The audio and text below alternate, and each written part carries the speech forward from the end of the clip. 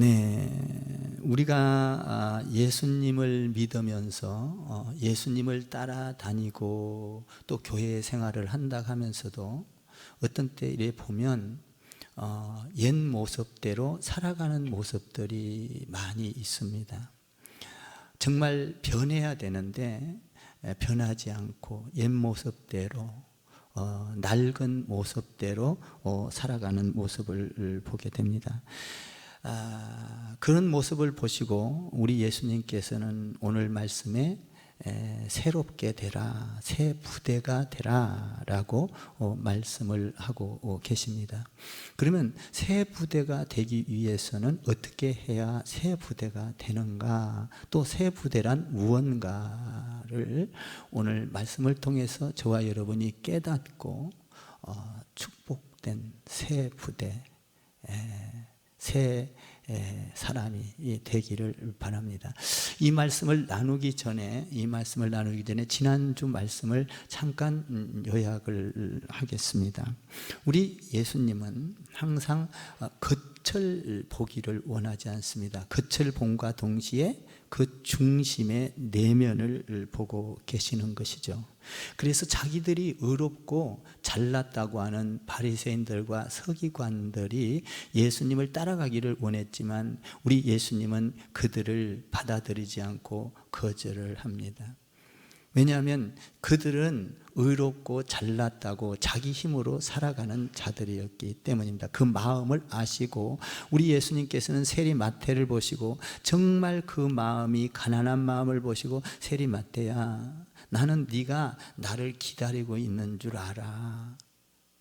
이미 말은 안 했지만 네가 나를 찾고 있는 줄 알아. 그걸 마음을 아시고 우리 예수님께서는 마태야, 네가 나를 따라오너라 이렇게 부르지도 따라오겠다고 하지도 않는 사람을 우리 예수님께서는 따라오라고 했습니다. 그때 마태는 그 마음이 간절했기 때문에, 심령이 가난했기 때문에 그 자리에서 즉시 일어나 주님을 따랐던 것이죠.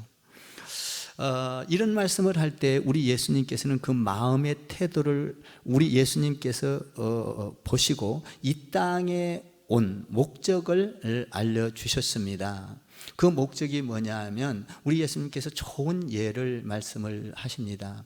건강한 자에게는 의사가 필요 없고 병든 자라야 병든 자에게는 의사가 필요하다 이렇게 말씀하셨습니다. 병든 자에게는 반드시 의사가 필요한 거죠. 건강한 사람은 병원 찾을 필요가 없지 않습니까?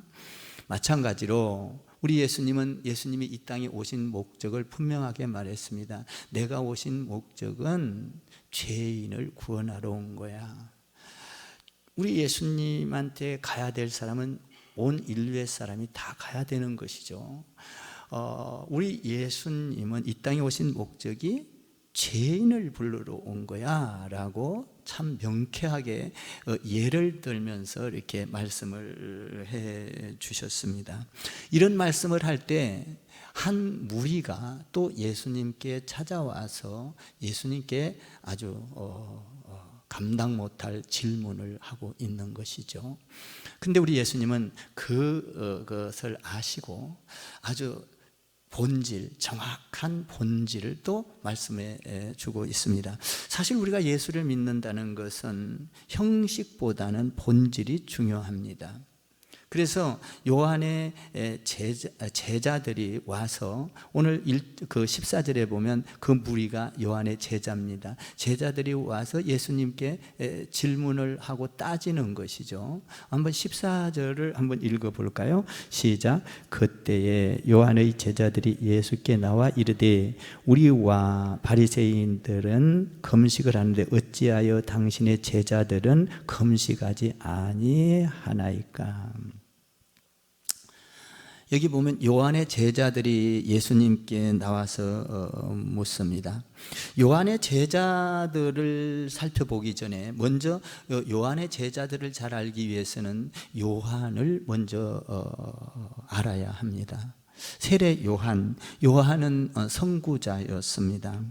예수님의 길을 예비하는 자였죠. 그래서 광야에서 회개하라 천국이 가까웠느니라고 외치면서 나는 광야의 소리에 불과합니다. 이 소리가 외칠 때 있지만 이 소리가 언젠가는 사라집니다. 이 소리가 사라지면 나보다도 위대한 빛이신 보라 세상 죄를 지고 가는 하나님의 어린 양이로다. 세상 죄를 지고 가는 그 양, 하나님의 어린 양이 빛이 나타날 겁니다 라고 외쳤던 세례 요한입니다.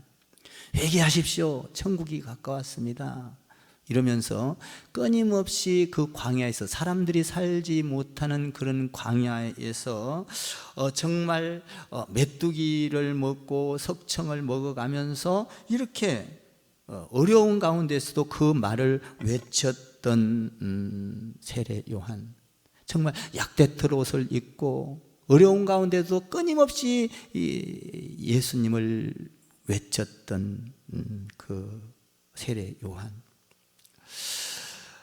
그래서 그런 말씀을 전할 때 세례 요한을 따르는 사람들이 많이 있었습니다. 야, 정말 특이하다, 말씀을 이렇게 외치는 것이. 그래서 요한의 제자들이 생겨났던 것이죠. 그 요한의 제자들은 그래서 요한을 끊임없이 따라다녔습니다. 그런데 요한의 세대가 끝나고 예수님이 말씀을 전하는데 요한의 제자들이 예수님께 가보니까 그들에게 못마땅한 게 있는 거예요. 왜냐하면 자기들은 지금까지 구약에서 말씀을 배워온, 요한이가 말씀을 가르쳤고 했던 세례 요한에게 따라다니면서 배웠던 거, 금식하고 그랬는데, 바리새인들도 금식하고 서기관들도 금식했는데 어찌하여 당신 예수님이라는 사람은 당신의 제자들까지, 당신까지 어떻게 금식을 안 합니까? 라고 이야기를 하는 것이죠. 우리는 하는데 왜 당신들은 안 합니까? 이런 얘기예요. 이렇게 따져 묻는 거예요. 예수님께서는 그 말을 듣고 이들을 분석을 하는 거죠. 이들은 이 본질에 관심이 없고 형식에 관심이 있는 거예요. 그래서 예수님께서는 내가 온 목적이 뭔가를 알려 주죠. 내가 세상에 온 목적은 죄인을 구하러 온 거야. 이것을 가르쳐 주기 시작을 합니다.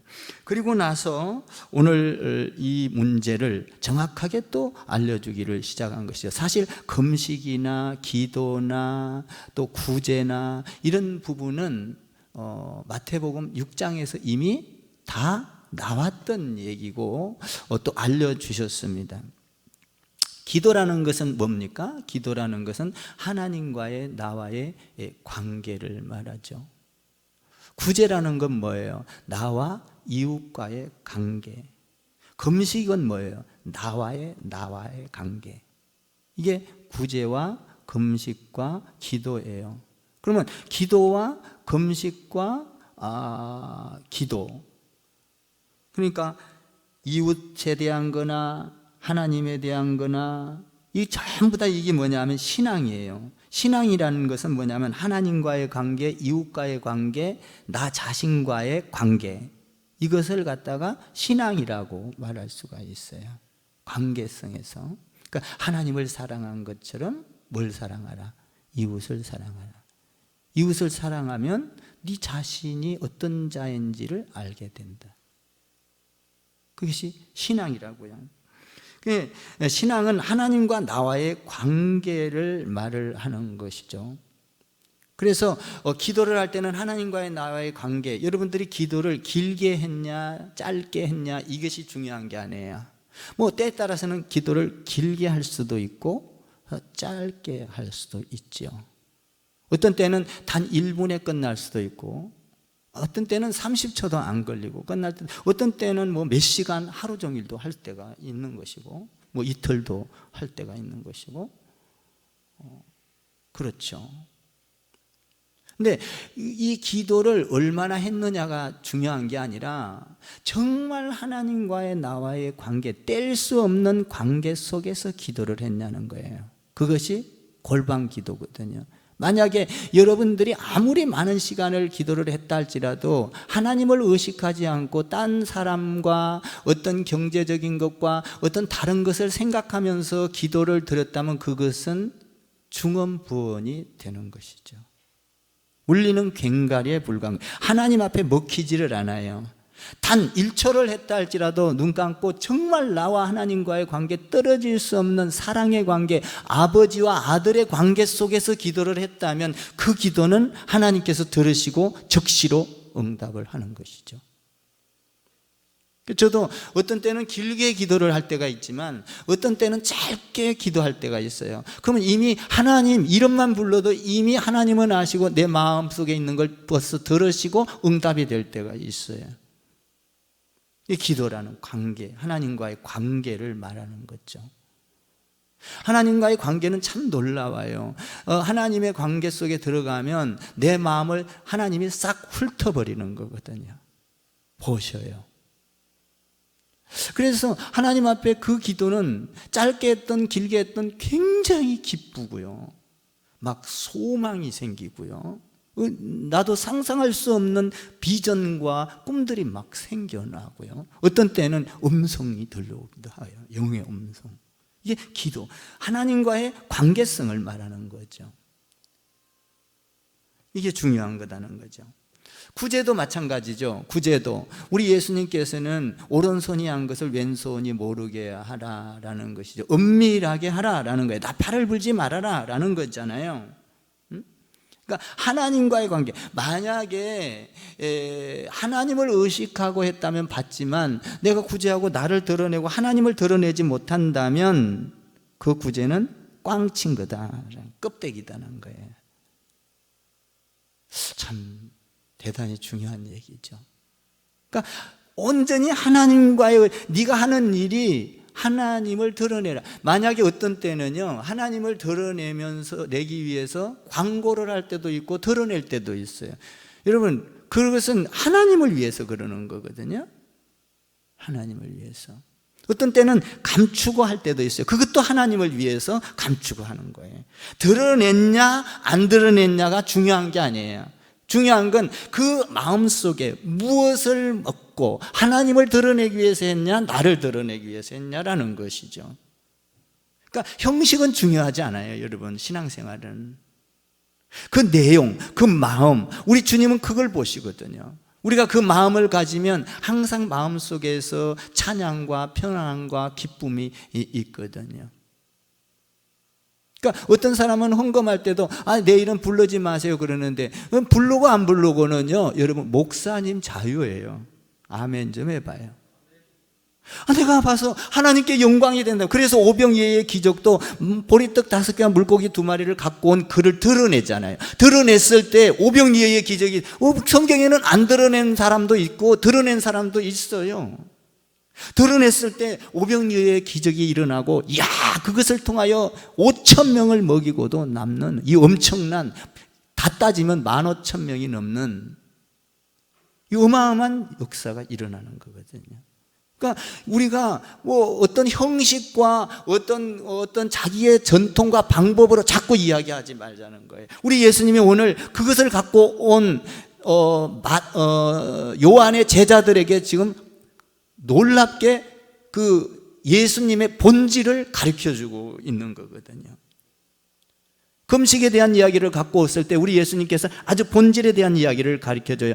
우리 예수님, 우리 제자들과 바리새인들, 그렇게 믿음이 좋은 바리새인들, 서기관들은 다 금식하면서 이렇게 신앙생활을 하는데 왜 당신을 따라다니는 제자들과 당신은 이게 뭡니까? 엉터리 아닙니까? 이 말이야, 한마디로 말하면.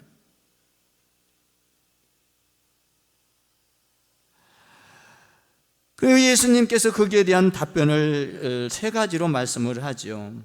우리는 사람에게 보이려고 할 때가 많이 있다는 거예요. 기도도 그렇고 구제도 그렇고 금식도 그렇고, 금식이라는 건 또 6장에 나올 때 뭐라고 그래요? 금식할 때 너 금식한 거 다른 사람한테 표시내지 마. 얼굴을 찡그리고 이렇게 머리도 흐트리고 아주 불쌍하게 보이려고 하지 마. 차라리 머리에 기름을 바르고 정말 하나님과 너와의 관계만 알면 돼. 하나님이 알면 너를 축복할 거야 라는 거죠.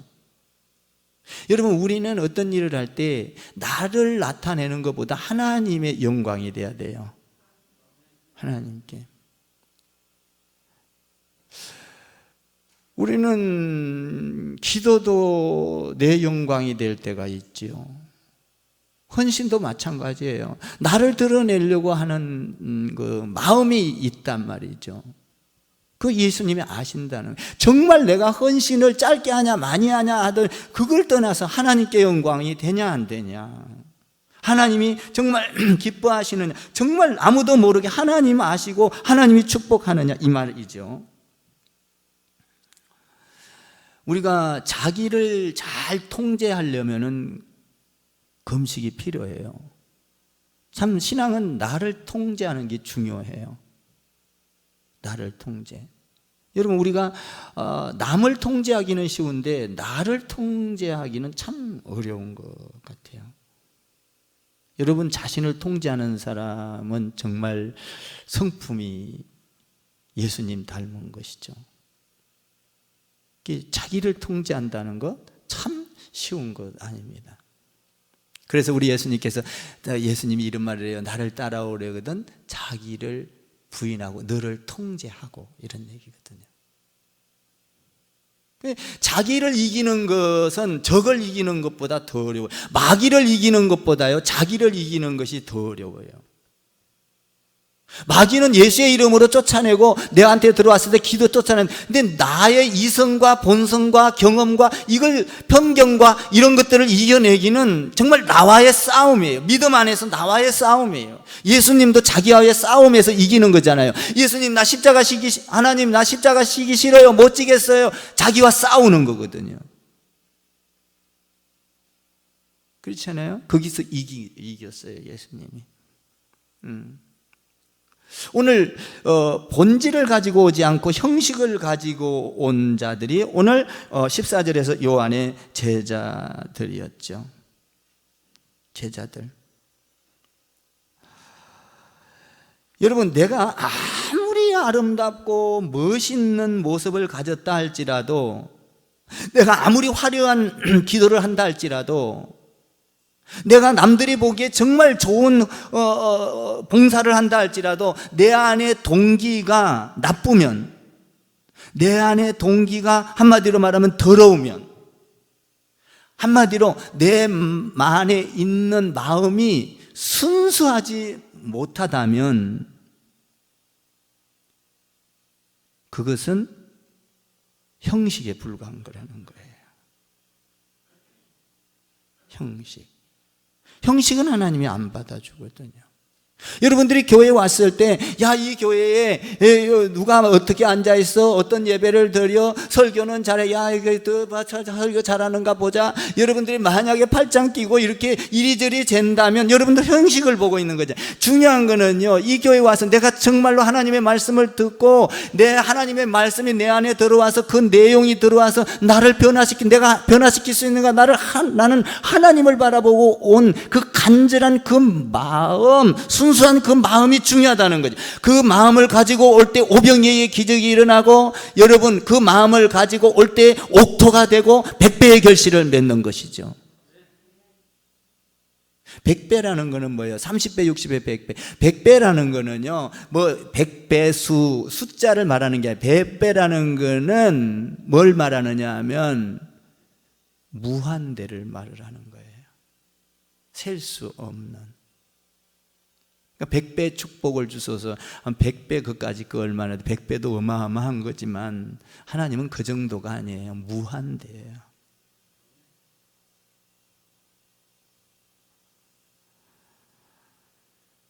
왜 우리는 금식하는데 당신들은 금식을 안 합니까? 형식. 굉장히 중요하게 여겼어요. 자꾸 예수님 하는 일을 파괴를 시키려고 하는 거예요. 이들이 와가지고 이 무리들이 온 거예요. 14절에서 예수님에게 공격을 하고 있는 것이죠. 자기와 같지 않다고 생각을 하는 것이죠. 여러분, 우리가 신앙생활을 하는 데는 모든 사람이 나와 똑같을 수가 없어요. 어떤 사람은 믿음이 있는 사람이 있고, 어떤 사람은 믿음이 없는 사람이 있고, 어떤 사람은 건강한 사람이 있고, 어떤 사람은 병든 사람이 있고, 어떤 사람은 많이 배운 사람이 있고, 어떤 사람은 조금 덜 배운 사람이 있고, 어떤 사람은 옷을 잘 입고 다니는 사람이 있고, 어떤 사람은 옷을 그냥 대충 입고 다니는 사람이 있고. 여러분, 그것이 중요하죠. 그런 형식이 중요하지 않다는 거예요. 네가 무슨 옷을 입었느냐, 무슨 집에 사느냐, 무슨 자가용을 타고 다니느냐, 이게 중요하지 않다는 거예요. 네 마음이, 여러분, 그것이 뭐가 그렇게 중요합니까? 형식이. 우리 예수님은 그런 형식을 중요시 여기지 않아요. 저는 그랬어요. 목회를 하면서도 이렇게 어깨에 힘주고 이런 형식 저 절대 좋아하지 않거든요. 그냥 있는 그대로 그냥 이야기하고, 그렇다고 해서 내가 쌍소리를 하는 건 아니잖아요. 그러니까 우리가 하나님 안에서 나와의 관계가 어떤 관계, 어떤 마음을 갖고 하나님을 접근하고 있느냐라는 것이죠. 요한의 제자들은 와가지고 자기들이 한 거하고 똑같지 않다고 생각을 하고 따지는 거예요. 여러분, 교회 안에는 똑같지 않아요. 달라요. 여러분들 다 다른 거예요. 상 방식이 다르고 생각이 다르다고 그 사람을 저주하고 욕할 필요가 없어요. 이렇게 하나 저렇게 하나 하나님의 일만 하면 되는 거예요. 아멘. 저도 그래요. 저도 어떤 회의를 하다가 이렇게 내 주장을 이야기하죠. 그런데 목사님들하고 이야기하다가도 그 생각이 오르면 전 제 생각 접어요. 그냥 그러냐고. 또 어떤 때는 내 생각이 오라도 그 사람들하고 함께하기 위해서 그냥 들어줄 때도 있어요. 하나님의 일을 하기 위해서 말입니다. 형식이 중요하지 않다는 거예요. 그래서 교회 안에는 여러 가지 형태의 사람들이 모여 있는데 이것이 교회라는 거예요. 이런 사람들이 지금 몰려 앉아 있다라는 거예요. 예수님 앞에. 그러니까 이 세례 요한의 제자들이 와서 왜 우리와 같지 않습니까? 왜 바리새인들과 같지 않아요? 왜 서기관들과 같지, 왜 어려운 사람들처럼 이렇게 형태가 달라졌어요? 뭡니까? 당신들 가짜 아닙니까? 이런 얘기를 하고 있는 거예요. 형식이나 제도나 어떤 전통을 이야기하고 있는 것이죠. 그래서 우리 예수님께서 이 말씀을 듣고 아주 본질적인, 여러분 형식보다 본질이 중요하잖아요. 본질적인 이야기를 세 가지로 딱 가르쳐 주고 있는 거예요. 우리는 이걸 배워야 돼요. 자, 그러면 예수님께서 이들에게 세 가지를 가르쳐 준 내용이 뭘까요? 첫 번째로 여러분들이 15절을 한번 읽어봐요. 예수님의 답변입니다. 15절 시작. 예수께서 그들에게 이르시되 혼인집 손님들이 신랑과 함께 있을 동안에는 슬퍼할 수 있느냐? 그러나 금식 여기 보니 신랑을 빼앗길 날이 이르리니 그때에는 금식할 것이라. 우리 예수님은 금식을 하지 말아라, 금식은 잘못된 거다, 이렇게 말씀을 안 해요. 우리 예수님도 금식 하셨어요? 하셨어요? 40일이나 금식하셨어요. 여러분, 우리가 금식할 때가 있고 안 할 때가 있지요. 이때 당시에는 이때 당시의 문화가 어떤 그때 상황의 그 사회적인 문화가 어떠냐면, 금식을 하다가도 결혼을 하거나 혼인잔치를 하면 그때는 일주일간 하는데 일주일 동안을 금식을 안 하고 먹고 마시고 즐겨요. 그런 문화가 형성이 되어 있었던 이때. 그러니까 사람들이 아주 잘하는 거예요, 이 상황들은. 그러니까 신랑이 있을 때는 혼인잔치에서 금식하는 거 봤냐? 금식을 하던 사람도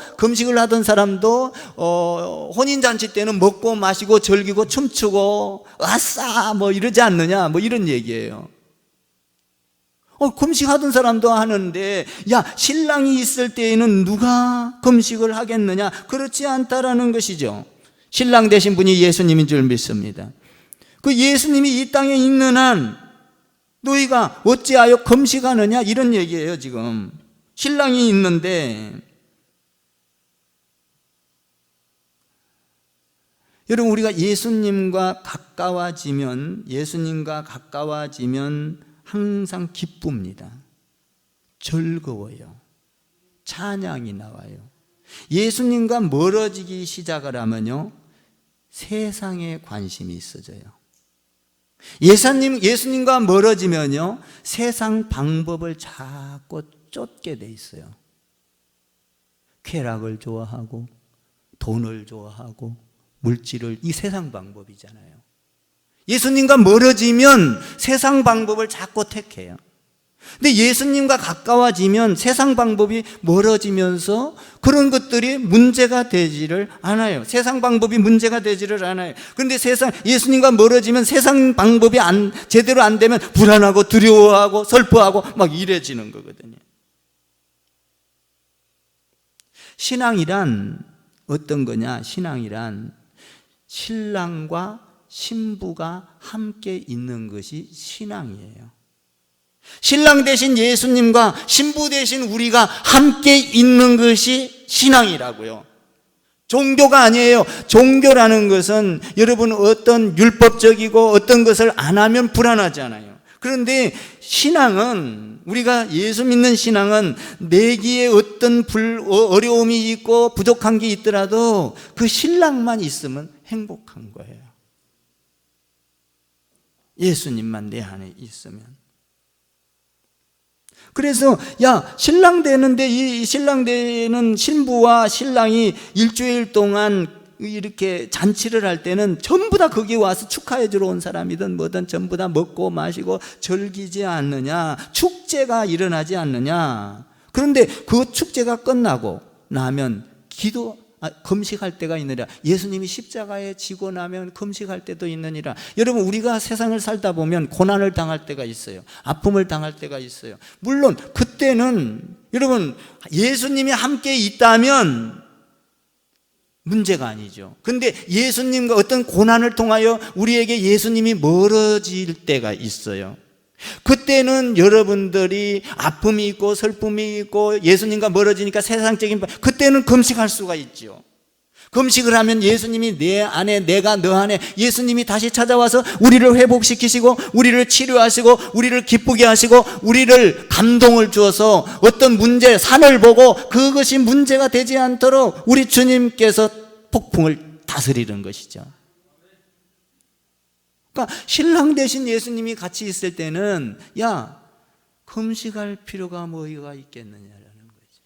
여러분, 신랑 대신 예수님이 항상 여러분의 마음에 자리 잡기를 주님의 이름으로 축원을 드립니다. 이 신랑을 빼앗기지 말아야 돼요. 물질로 빼앗기지 말고, 세상 유혹으로 빼앗기지 말고, 세상 가운데서 명예로 빼앗기지 말고, 세상의 가운데서 사업을 한다고 사업에 뺏기지 말고, 이 신랑을 뺏기지 말아야 합니다. 이 신랑을 뺏길 때는 주저없이 나한테 두려움이 오고 어떤 문제, 산 같은 문제가 터져 나오면 더 멀어지는 거예요, 신랑하고. 그래서 내가 해결하려고 하는 것이죠. 신랑 대신 예수님이 오면요, 그분이 해결을 하셔요. 기쁨으로, 감사로, 찬양으로, 영광으로, 춤으로, 이렇게 감격으로 막 축제가. 그래서요, 신랑 대신 예수님, 성령님이 오시니까요, 초대교회 때 뭐라고 합니까? 내 것을 내 것으로 여기지 아니하고 뭡니까? 자기 것을 갖다가 다 나눠줘도, 여러분, 그 사람들이 망했습니까? 그 사람들이 하나님의 이름으로 갖다 놨더니 그들이 복을 받고 세계가 변화가 되지 않습니까? 신랑 대신 예수님이 오면 이렇게 엄청난 사건이 일어나는 것이죠. 그러니까 너희가 지금 나하고 기뻐할 신랑이 있는데 너희가 왜 울며 짜며 금식할 때가 뭐가 있느냐라는 것이죠. 축제 분위기를 가져라. 여러분, 우리는 주일마다 와서 축제의 분위기로 바뀌어야 돼요.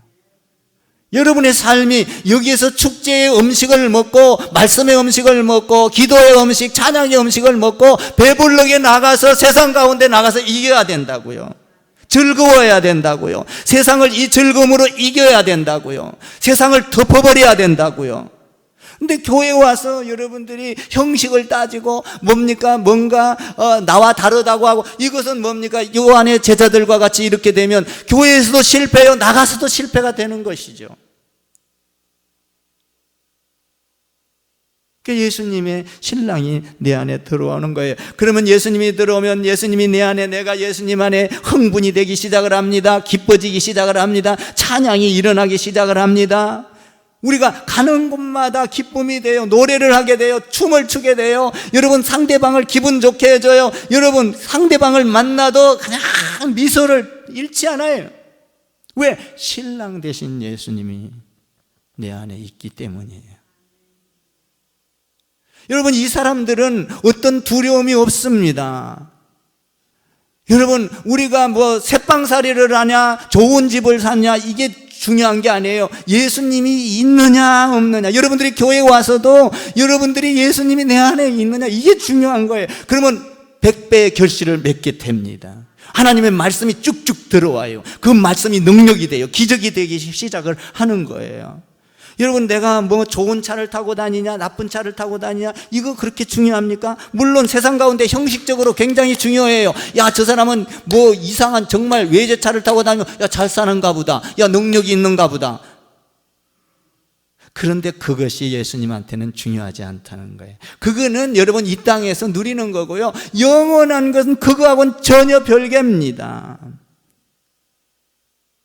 그러니까 예수님이 내 안에 있으면 여러분, 내가 무슨 차를 타고 다니든 상관이 없어요. 내가 어느 집에 살든 상관이 없어요. 새빵살이를 하냐, 아니면 내가 100평에 사느냐. 여긴 100평 없죠? 100평보다도 더 좋은 곳이요, 영원한 천국에 있잖아요. 문제가 안 된다는 거예요. 신랑 되신 그분이 내 안에 들어오기만 한다면 세상에 어떤 많은 것들이, 비바람이 몰아친다 할지라도, 어려움이 온다 할지라도 나는 주 안에서 신랑 되신 그분과 함께 자유함을 누릴 수가 있다라는 것이죠.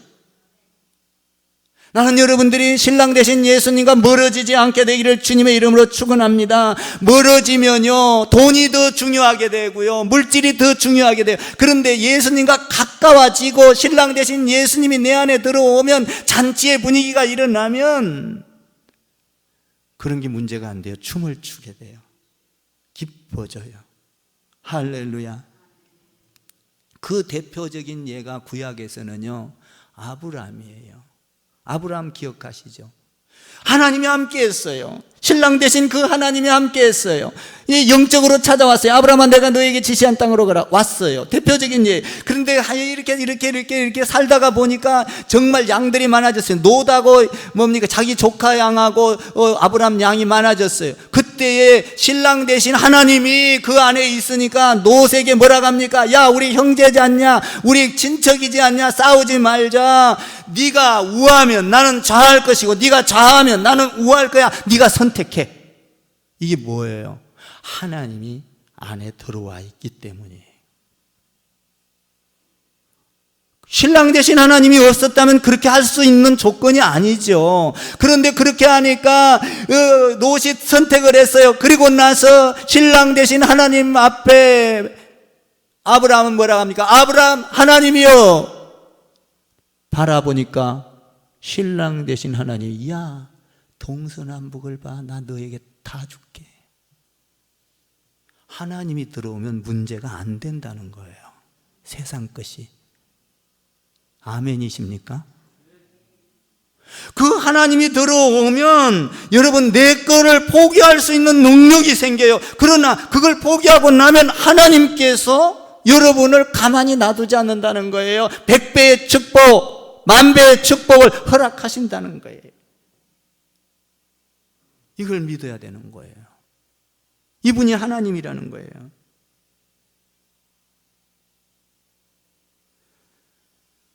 신앙이라는 것은 그래서 그 하나님을 믿기 때문에 근심하지 않는 거예요. 하나님을 바라보면요, 우리 주님이 오면요, 기뻐져요. 기뻐지는 거예요. 찬양하는 거예요. 그냥 감사하는 거예요. 고민거리가 없을 수는 없죠. 고민거리를 주님께 갖고 오기만 하면 수고하고 무거운 짐진 자들아 다 내게로 오라. 내가 너희를 쉬게 하리라. 그분께 오기만 하면. 만약에 우리 예수님의 창조의 비밀을 알고 구원의 비밀을 알고 여러분들 정말 제사함의 비밀을 안다면, 그 위대하신 하나님을 안다면, 그 주님이 나와 함께 있다는 것을, 신랑 되신 그분이 함께 있다는, 야, 혼인잔치에서는 즐거워하는 거야. 너 왜 형식에 매여 있니? 이 말이. 너 아직 거듭나지 못했어. 너는 아직 껍데기 신앙이야. 이거를 우리 예수님이 착 가르쳐주고 있는 거예요. 지금 우리도 사실 이런 신앙을 가질 때가 많잖아요. 여러분, 신랑 되신 예수님을 옆에 있는데도 발견을 못한 거예요. 이 누구요? 이 요한의 제자들이요. 요한의 제자들이. 그래서 자꾸 전통 따지고 옛날 따지고, 야, 이렇게 했는데 왜 당신은 이렇게 안 해? 야, 너 형식적인 게 중요하지. 나는 본질이 더 중요하다는 걸 우리 예수님께서 지금 가르쳐주고 있는 거예요. 예수님이 본질, 여러분들 형식 아무리 화려해도 중요하지 않아요. 내 안에 예수님만 있으면요, 내가 헌옷을 입어도 기뻐요. 아멘 좀 하세요. 예수님 함께하면 던던해요. 두려움이 없어요. 이걸 가르쳐주면, 너 신랑 되신 예수님이 있지 않냐? 지금 혼인잔치 분위기야. 두 번째로, 그 잘못된 전통과 편견을 갖고 있는 이 바리새인들과 또 누구죠? 세례 요한의 제자들에게 두 번째로 가르쳐준 게 있어요. 16절을 읽어봐요. 신랑이 있는데 뭔 걱정하냐? 축제다. 이렇게 가르쳐주고 나서 금식할 필요 없다. 지금은 6절의 두 번째예요. 16절 시작.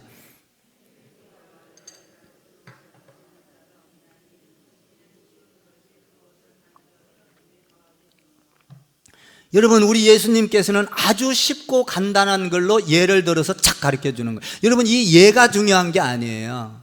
이 예의 내용을, 본질을 아는 것이 중요하잖아요. 우리도 설교를 하면요, 성도들이 예만 듣고 예화만 듣고 예화는 기억하는데 그 예화 속의 본질은 잊어먹어요. 예화가 중요한 게 아니잖아요. 본질을 알게 하기 위해서 예화를 들어주는 거잖아요. 아멘입니까? 근데 성도들은 예화만 듣고 예화를 기억해요. 본질을 기억하라고 예를 들어주는 거거든요. 우리 예수님 아주 쉬운 예죠. 야, 다 낡은 옷에다가 생배 조각을 갖다 붙이면 이것이 물이 젖거나가고 나중에 수축이 오거나 늘어나면 다 찢어져 버려야. 그러니까 낡은 것에다가 새 것을 갖다 붙이면 낡은 것도 버리고 새 것도, 그 새 것도 다 없어져 버리게 돼. 낡은 건 뭐예요? 구약의 율법이에요. 새 것은 뭐예요? 신약의 하나님의 말씀, 예수님이. 이 신약에, 구약에다 신약을 갖다 자꾸 득지득지. 여러분, 이게 뭔 말이면 쉽게 말해 볼까요? 쉽게 말하면 뭐냐면, 야, 너는 하나님의 말씀을 알고 있으면서 짜집게 하지 마. 네 생각으로 짜집게 하고, 네 경험으로 짜집게 하고, 네 방법으로 짜집게. 야, 말씀을 듣고 왜 네가 자꾸 네 생각으로 짜집기를 해? 여러분, 우리 예수 믿으면서 말씀 들으면서 자꾸 짜집기 하지 않습니까? 표시는 잘 안 나요. 짜집기 하면. 나도 짜집기 해서 옷을 입을 때가 있어요. 새 옷을 하나 샀는데 금방 옷에 딱 걸려갖고 쫙 찢어진 거예요.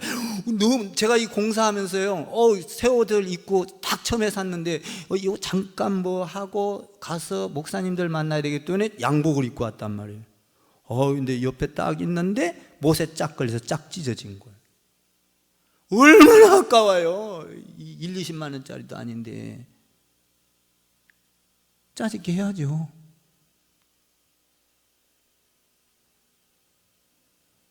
우리는 표시 안 나게 짜집기 할 때가 많아요. 내 생각이 말씀보다 앞질러 가지고 내 생각이 마치 말씀인 것 마냥, 여러분 표시 안 나게 하나님의 말씀인 것 마냥 내가 속아 넘어가서 내 생각에다 갖다 맞춰서 짜집기를 해버리는 것이죠. 내 생각이 맞다고 주장을 하는 거예요. 아닌데, 너희가 옷 기어 입어봤잖아. 옷 기어 입어봤는데 그 옷 기어 입은 거 다 낡은 데다가 갖다 대면은 새 걸로 갖다 대면 찢어져 버려야, 물 묻으면은 수축이 오면서 다 말르면서 다 찢어져 버려. 짜집기 하면 안 된다 이 말이에요. 다시 말하면 하나님의 말씀과 내 생각과 세상과 타협하면 안 된다 이 말이에요. 안 되는 건 안 되죠, 우리가. 그러니까 네가 말하고 있는 전통과 네가 말하고 있는 형식, 너 그거 형식 중요하지 않아. 여러분, 우리 신앙생활 하는데 형식 그렇게 중요하지 않아요. 내가 여기 와서 찬양만 하다가 간다 할지라도 그 안에서 예수님을 만나기만 한다면 이거 중요한 거죠. 여러분, 우리는 신앙생활 하면서 옛 습관을 적당하니 섞어서 짜집기 하면서 여러분 신앙생활 하지 않게 되기를 주님의 이름으로 축원합니다. 우리는 짜집기 하는 버릇이 너무나 많아요. 정말이에요. 설교를 듣고도 짜집기를 하고 성경을 보면서도 짜집기를 하고. 여러분, 이 짜집기 못하도록 목사는 연구하고 생각해서 원어를 보고, 여러분 그래서 이 말씀을 여러분에게 이렇게 선포해 주는 거 아닙니까? 목사가 왜 필요해요? 여러분들에게 바르게 알도록 바르게 연구해서 바르게, 그래서 선포하는 거 아닙니까?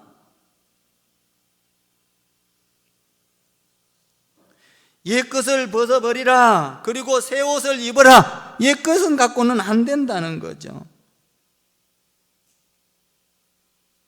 여러분, 우리는 신앙생활을 할 때 중요한 게 있어요. 중요한 게 뭐냐? 내 본질이 변해야 되는 거예요. 여러분, 우리가 구제하는 것 본질이에요, 본질 아니에요? 본질 아니에요. 우리가 예수 믿으면 구제하는 거예요. 이웃을 사랑하는, 본질은 아니라고요. 이 구제를 해야 구원을 얻는다, 본질 아니잖아요. 내가 구원을 얻었으니까 이웃을 사랑하는 거잖아요. 그 사랑하는 거는 본질에서 나오는 어떤 형식이라고요. 이해가 되십니까?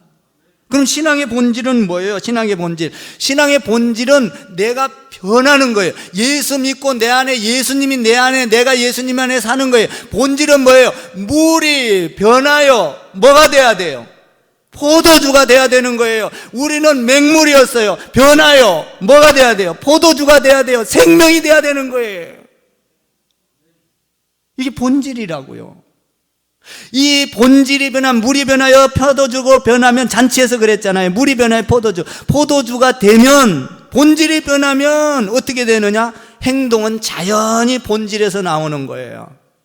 이웃을 사랑하게 되고, 여러분 하나님의 생각을 하게 되고, 복음을 전하게 되고, 땅끝까지 복음을, 교회 세우게 되고, 성도를, 본질이 변하면. 근데 본질은 안 변했는데 형식만 변하려고 그러면 하나 하다가 시험 들고, 이거 하다가 깨지고 넘어지고 자빠지고 맨날 원망이에요. 본질이 안 변했기 때문에 그런 거예요. 오늘 본질이 변하는 걸 가르쳐주고 있는 거예요. 요한의 제자들아, 너의 본질이 지금 틀렸잖아. 너는 본질의 원인을 모르고 지금 형식만 따지고 있어. 우리 예수님 기가 막히게 가르쳐주고 있는 거예요. 그러니까 우리 예수 믿으면 성품이 변하는 게 중요해요. 본질이 하나님 앞에 변해야 돼요. 예수 안에서 생명으로 변해야 돼요. 생명을 낳아요. 본질이 안 변하면 생명이 왔는데도 생명에게 독약을 먹여서 나무를 못 자라게 죽게 하는 극약을 갖다 놔버려요. 그러면 죽어요. 여러분, 내가 생명을 낳는 거잖아요. 내가 본질이 변하면 교회 안에 온 사람들을 잘 자라게 하는 거예요. 아멘 좀 해봐. 나는 말씀 전하면 왠지 자꾸 흥분이 돼. 좋아서. 그러다가 이게 내려가면 팍 쓰러져. 그냥 힘이 떨어져 갖고.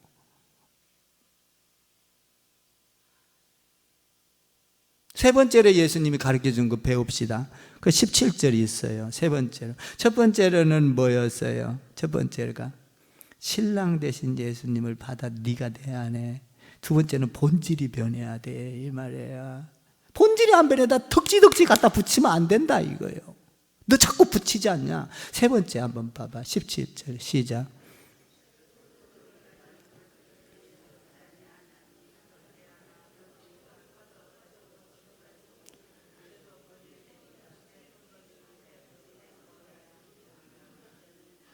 이제 본질로 들어갔어요. 또 새 포도주에는 새 부대에다 넣어야 된다. 새 포도주가 뭐예요? 예수님이잖아요. 새 포도주, 이제 낡은 것은 없어져서 너 옛날 전통 구이 그거 따지지 말어. 새 포도주, 내가 왔다. 새 포도주는 헌 부대에다 넣으면 안 돼. 새 부대가 뭐예요? 저와 여러분이에요. 새 부대. 변질된, 변한 것 뭡니까? 우리는 본질이 변한 것. 여기에다가 새 포도주를 새 부대에다가 넣어야 돼. 그러면 탄력성도 있어지고 절대로 그 부대가 찢어지지 않아. 너도 살고 나도 살아. 그러니까 지금 우리 예수님께서 새 포도주는 새 부대에다 넣어야 된다는 거예요. 요한복음 6장에서 이렇게 되어 있지 않아요? 인자의 살을 먹지 않고 마시지 아니하면 너희 속에 생명이 없느니라. 그러니까 새 포도주를 새 부대에다 넣어야 돼요. 새 부대는 뭐예요? 새 부대는 우리예요. 이전 것은 지나갔으니 보라 새 것이 되었도다. 믿습니까? 예수 믿으면 새 부대가 되는 거예요. 믿습니까? 새 부대에다가 새 생명, 새 포도주를 넣어야 되는 거예요. 그러면은요 30배, 60배, 100배, 만배, 와 할렐루야, 이 엄청난 것들이 아브라함 그 아까 축복받았던 것처럼 그렇게 받는다고요.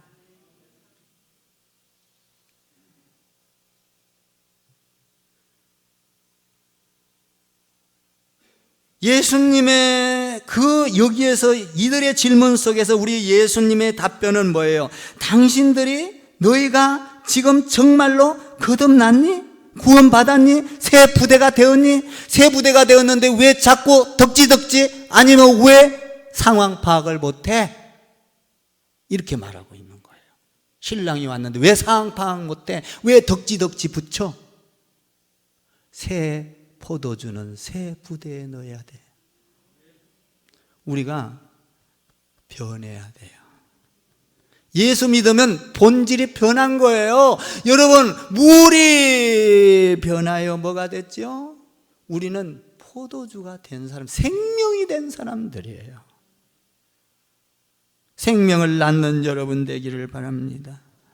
여러분들이 주님을 내 안에 모셔드려서 항상 기쁨이 있기를 바랍니다. 감사가 있기를 바라고, 할렐루야, 내 안에 찬양이 있기를 바라고, 내 안에 이 생명이 멀어지면 자꾸 세상 방법으로 선택을 하는 거예요. 기준으로.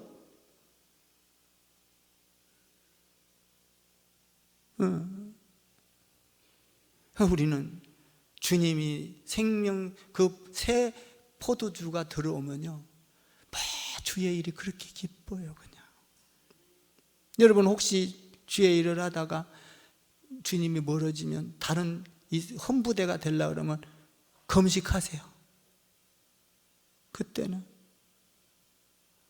기도하세요. 안 되면요, 금식은 안 하더라도 기도하면요. 저는 요새 금식 안 해요. 저 금식할 때 개척하면서 기도했고요. 몇 번 안 돼요. 저는요 교회 예배당 지면서 금식했고요. 정말 못 견뎠어요. 그래서 개척할 때 하고 예배당 지으면서 금식했어요. 근데 요즘 금식할 이유 없어요. 감사해요. 그냥 나는 여러분들이 신랑 되신 예수님이 들어와서 여러분의 고집이 깨지기를 바랍니다. 여러분의 성격, 여러분의 어떤 아집, 여러분의 옛 성품이 깨지기를 바랍니다. 기쁨이 있고 감사가 있고 찬양이 있고 흥분이 있고, 옆에다가 한번 우리는 새 부대입니다 그렇게 인사하시. 진짜 새 부대 맞아요? 네, 다 맞지요. 예수님 다시 한번 해봐. 예, 그럴 때까지 우리는 새 부대입니다. 아멘. 기도할게요.